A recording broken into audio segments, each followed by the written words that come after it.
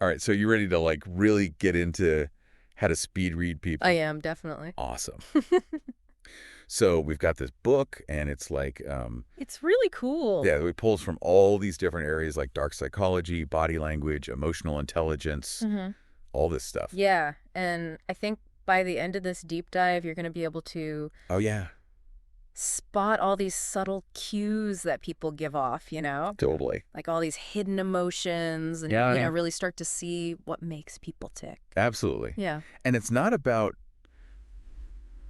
being manipulative or anything like that. No, not at It's all. more about just like, Right. It's about connecting better. yeah, exactly, having better connections Yeah. and just being more aware, I Yeah. guess. I'm more aware in social situations and stuff. Exactly. So, like right off the bat, the book talks about how we've all been analyzing people, Mm-hmm.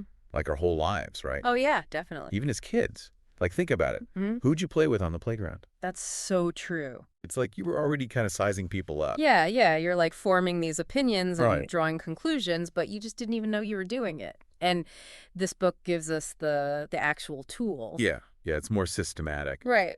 So, okay, let's get into body language. Yes. Because this book is like, it's packed with all these moments where you're like, Oh, yeah. light bulbs going off, Mhm. Like, for example, the classic crossed arms pose. Okay. Yeah. What's that all about? People always think that just means someone's closed off, but Right, but there's so much more to it. so much more to it. It depends. Totally. The book says, like, depending on how they're doing it, like, if they're also leaning back and they've got, like, a frown on their face, maybe that means disagreement, not just being closed off. Exactly, yeah. Or what about, like, arms crossed, but they're kind of fidgeting or hunched over a bit? Oh, that's more like discomfort, I think. Right. Like, anxiety. Ladies, yeah. Oh. Not like they're trying to block you out, Right. but like they're uncomfortable. Exactly. So it's all about the big picture, The whole picture, yeah. not just like Yeah, not just one thing. one gesture. It's a combination, right? Right, totally.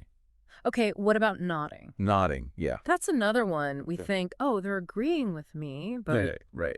can be so many other things. So they could be nodding along, but Yeah, maybe secretly they're like, disagreeing with you? no, I don't agree with that at all, but they're nodding away. Wow, that's so sneaky. Right. The book talks about how if it's like a really exaggerated nodding, Oh, okay. that could be anxiety. Oh, it makes Or sense. wanting to please you, seeking approval. So like they're trying too hard. Yeah, they want to be, Yeah, to be like, be on the same page. totally. But really, they're not. That's wild. So it's those little inconsistencies. Yes, the inconsistencies Yeah. between the words and the body. And that can tell us what's really going on. Exactly what they're really thinking. Oh, okay. I've got one for you. What about the book talks about, it calls it hand clasping the other arm. Oh, yeah, yeah. What's that all about? A lot of times people don't even notice that one. Oh, really? Yeah, it's like under the radar. Okay. But, it's a way people self-soothe Oh. when they're nervous. Oh, that's interesting. Or insecure. So like picture someone giving a presentation. They're up there Uh-huh. and they're holding onto their arm with their other hand. Yeah.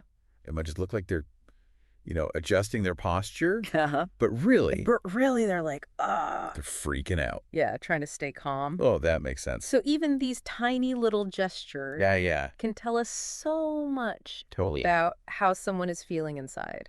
Okay, I'm going to be watching for that one. Yeah. That's good to know. What about hand gestures? Oh, yeah.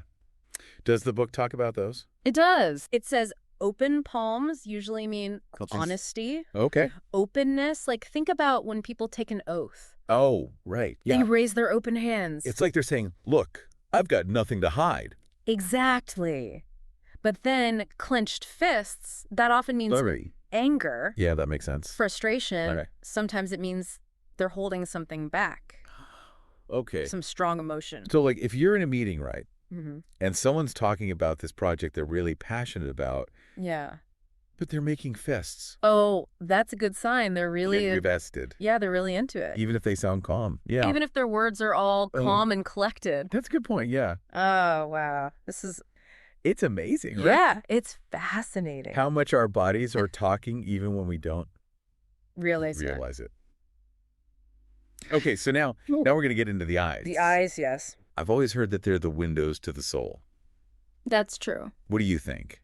What can we tell from the eyes? Well, the book gets into the whole psychology of eye contact. Yeah. And it turns out it's not as simple as you might think.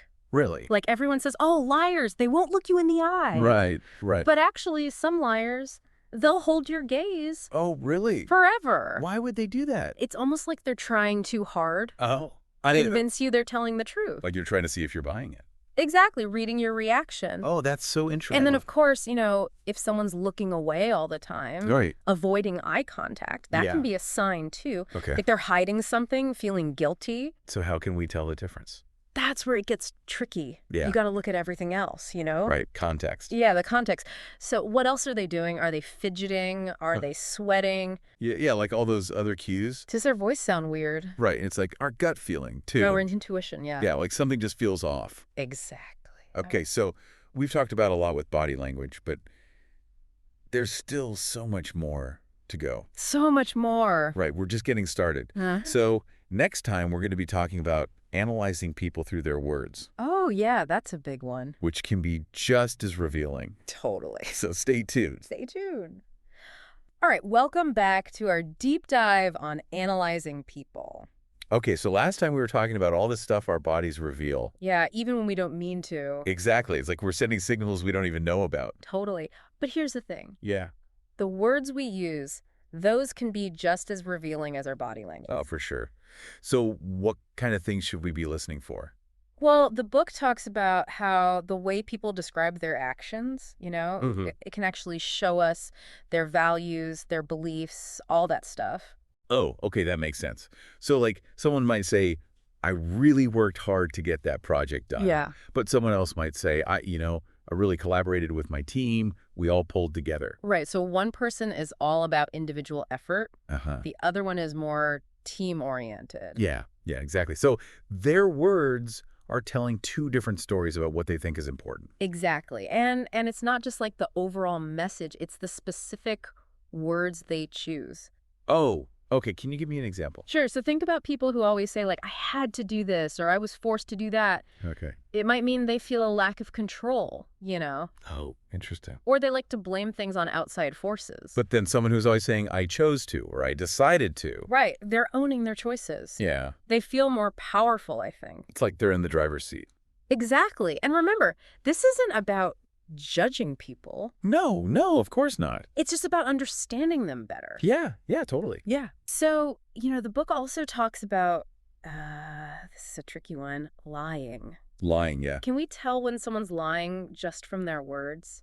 I mean, is that even possible? Well, there's no, magic formula, but Right. there are definitely some warning signs. Okay, like what? Well, one thing is, liars often don't give you many details.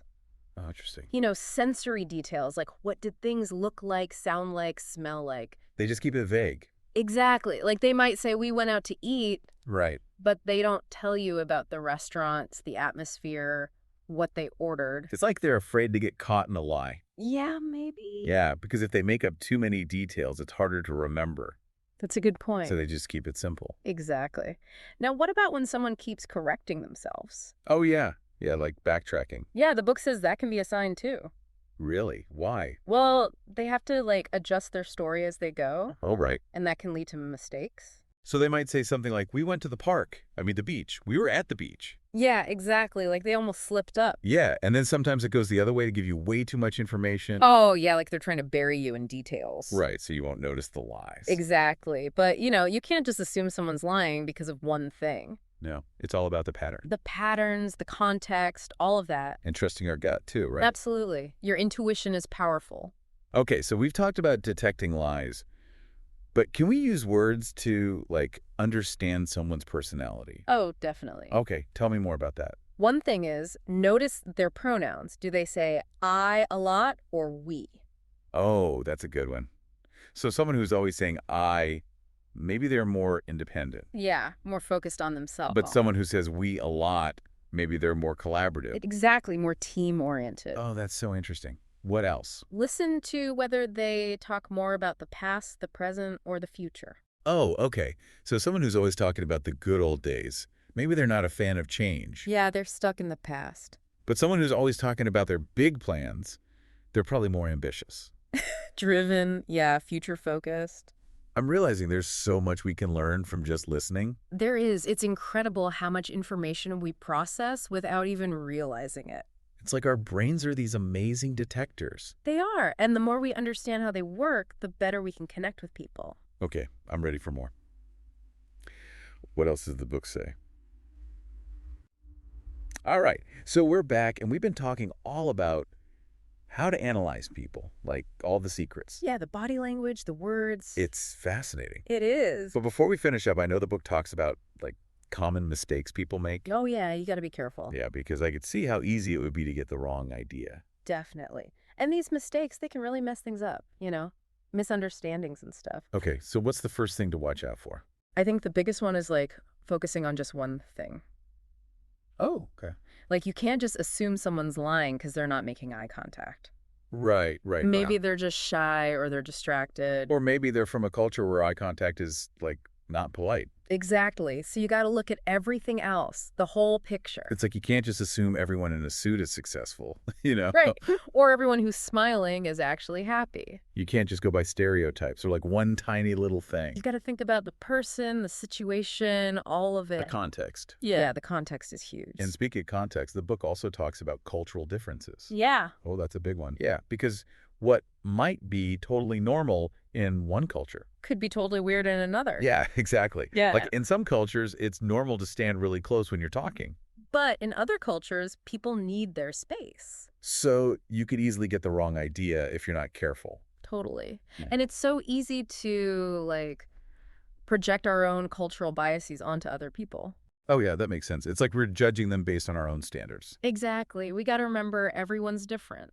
Okay, what about, this has happened to me before. I start learning about body language. Mm-hmm. And then I get so caught up in analyzing every little thing. Oh, yeah, you overthink it. Yeah.